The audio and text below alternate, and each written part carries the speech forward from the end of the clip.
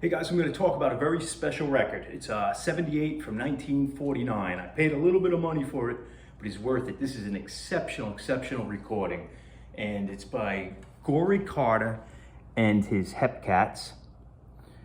And it's called Awhile. And I said 1949 on the Freedom Records label. And there's a number of reasons why this is a very exceptional tune. Okay, first off, how to categorize it is very interesting. It's really one of the examples of the earliest rock and roll songs. You know, it's always muddy what's the first rock and roll song or where they are, but this is definitely in the running, and I believe it bumps out Rocket 88 and stuff like that. But you have basically a rock and roll sound, but it's Texas blues, it's R&B jump blues, boogie woogie, and you have some jazz in this. And it's really a nice mesh of styles, and it turns out to be just a fantastic tune. But you're gonna hear basically a proto Chuck Berry intro,